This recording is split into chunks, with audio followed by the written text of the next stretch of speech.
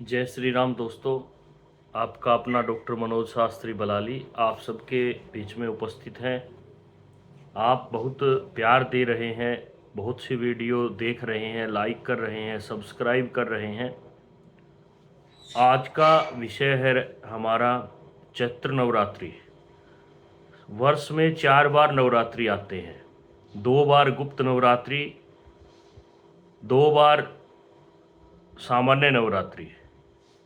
अतः चारों ही हर एक साधक के लिए, हर एक भक्त के लिए इम्पोर्टेंट हैं, अति आवश्यक हैं। अब बात करते हैं चैत्र नवरात्रि कैसे करना चाहिए, क्या क्या नियम है और किन किन बातों का ध्यान रखें। कई बार लोग प्रश्न पूछते हैं कि हमने आपके कहने पर ऐसा नवरात्रि का व्रत किया लेकिन उसका फल नहीं प्राप्त हुआ। कहीं ना कहीं चूक रह जाती है और उसी को मद्देनज़र रखते हुए हम आपके सामने इस वीडियो को लेकर के आए हैं। आपको सबसे पहले ये समझना चाहिए कि हमारे ऋषि मुनि कितने महान थे, जिन्होंने हर एक दिन को व्रत में परिवर्तन किया। उनका इसके पीछे बहुत अच्छे समझ थी, बहुत अच्छा गूढ़ रहस्य था। वो वैज्ञानिक भी थे, अच्छे स्तर के डॉक्टर भी थे। उनको पता था कि समाज को जोड़ने के लिए सबसे बड़ी चीज़ है लोगों के अंदर शांति का होना। व्रत करने से मनुष्य के अंदर पॉजिटिव सकारात्मक ऊर्जा आती है और उसी ताकत के बल पर मनुष्य कर्म करता है। जिसका जितना बलिष्ठ शरीर होगा, जितनी सात्विक बुद्धि होगी, उतने ही सात्विक विचार आएंगे और उसी गति से वह अपने जीवन में अनुसंधान करेगा और दैनिक कार्यों को करते हुए सफलता को प्राप्त करेगा। समझने की बात है, शरद ऋतु जा रही है, ग्रीष्म ऋतु का, गर्मी ऋतु का आगमन हो रहा है, बसंत ऋतु चल रही है। इन सब के मध्य में नवरात्रि का पावन 9 दिन का एक व्रत बतलाया गया, जिसके करने से शरीर के 9 छिद्रों की शुद्धि होती है। वीडियो को अंत तक देखिए, हम आपको 9 दिन में कैसे क्या करना है सारी विधि बताएंगे। किन किन बातों का ध्यान रखना है जिससे हमारे शरीर को पुष्टता मिलेगी और आने वाले जीवन में कोई भी अनहोनी है वो टल जाएगी। ऐसा हम इस वीडियो के द्वारा आपको समझाने का प्रयत्न करेंगे। सबसे पहली बात यह है कि नवरात्रि करने वाले व्यक्ति को, बहन भाई जो भी हैं, जिसकी भी जैसी समझ है उसी अनुसार से व्रत को प्रारंभ करें। हर एक व्रत के 3 तरीके होते हैं। एक तो निराहार व्रत किया जाता है, जिसमें 9 दिन तक कोई भी अन्न आदि का प्रयोग नहीं किया जाता। केवल फलाहार, दूध, दही, लस्सी, पानी, फल, अल्पाहार जैसे कोई तरबूज है, मौसमी फल है, उसको खा करके 9 दिन निकाले जाते हैं। और इसके साथ हम पंचमेवा का प्रयोग कर सकते हैं। सबसे सस्ता और सुलभ मखाना होता है, कई जगह उसको ताल मखाना भी कहते हैं, उसका प्रयोग भी हम व्रत में कर सकते हैं। सामक और साबूदाने का प्रयोग भी कर सकते हैं। अब ये व्रत है कब और कैसे इसका हमें प्रारंभ करना है, वीडियो को आप ध्यान से सुनिएगा। जब भी आप एकांत में हो, यह वीडियो हम केवल आपको सूचना के लिए नहीं दे रहे हैं, हम आपको अपने धर्म के प्रति जागृति और व्रत का अर्थ समझाने का प्रयत्न कर रहे हैं। व्रत का अर्थ केवल भूखा रहना नहीं है। व्रत का अर्थ है संकल्प, नियम। किसी भी काम को करने के लिए दृढ़ संकल्प होना व्रत कहलाता है। भूखे रहने से भगवान नहीं मिलते और न ही कामनाएं पूर्ण होती हैं। ऐसा अगर आपका विचार है तो ये बिल्कुल सर्वथा अनुचित है। तो व्रत करने से केवल शरीर की शुद्धि हो सकती है और शरीर की शुद्धि होने से विचार शुद्ध आएंगे और विचार शुद्ध आएंगे तो हम निश्चय ही अच्छे कर्मों के लिए अपने शरीर को ले जाएंगे और बुद्धि को लगा करके आजीविका प्राप्त करने में सक्षम होंगे। इस बार हमारा हिंदू नववर्ष अर्थात चैत्र शुक्ल प्रतिपदा को हम 9 अप्रैल को मनाएंगे। 9 अप्रैल को चैत्र शुक्ल प्रतिपदा होगी। 8 अप्रैल की रात को 11:50 पर प्रतिपदा तिथि प्रारंभ होगी और यह 9 तारीख को सुबह 8:31 लगभग तक रहेगी। इसी दिन हमारा नववर्ष भी होगा, इसी दिन नवरात्र भी प्रारंभ होंगे।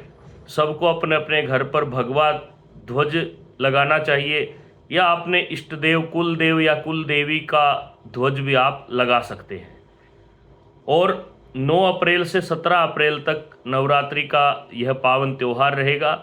देवी के 9 रूपों की पूजा होती है।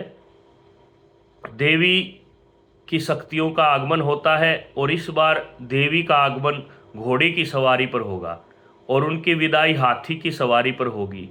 अर्थात यह जो आने वाला वर्ष है यह राज काज के लिए, समाज के लिए, राजनीतिक कयासों के लिए अच्छा माना जाएगा। राष्ट्र की वृद्धि होगी, ऐसा हम कह सकते हैं। अब हम बात करते हैं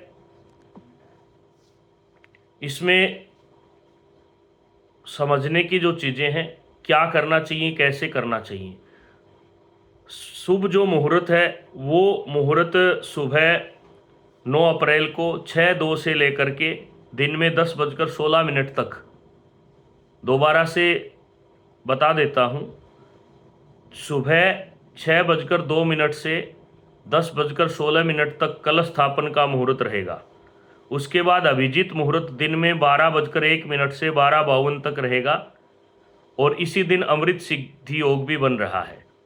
कलश का स्थापन करें, देवी की प्रतिमा लगाएं, चौकी पाटा जैसा भी आपको ज्ञान है लाल वस्त्र बांध करके एक तरफ गणपति गणेश जी को स्थापन करें, उनके साथ अंबिका को स्थापन करें, कलश का स्थापन करें, देवी की प्रतिमा रख करके 16 जगह चावल या गेहूं से षोडश मातृका और 9 जगह नवग्रह को स्थापन करें और बड़े भाव से देवी की दुर्गा सप्तशती की पुस्तक का पाठ करें। जिनको जैसा ज्ञान है, कोई हिंदी में पढ़ सकता है, कोई संस्कृत में पाठ कर सकता है, कोई संकल्पित पाठ करे तो ब्राह्मण को बुला करके सही तरीके से पाठ करवाइएगा। 9 दिन तक आपको क्या करना है यह भी हम बताएंगे। 9 दिन में कुछ बातों का ध्यान रखना होता है। सबसे पहली बात यह है कि व्रत करने वाले को सूर्योदय से पहले उठ करके स्नान करना चाहिए और बड़े भक्ति भाव से देवी की पूजन विधि को पढ़ करके उनकी पूजा करें और उसके बाद गोला मिश्री का भोग लगा करके देवी के समक्ष कर्पूर जला करके या दीपक जला करके आरती करें। पूरे दिन भक्ति में रहें, अपना जो भी काम है वो करें। शाम के समय कोई 5 बजे कर सकता है तो 5 बजे घर आके नहा धो करके 6:15 साढ़े 6 बजे आरती आदि करें।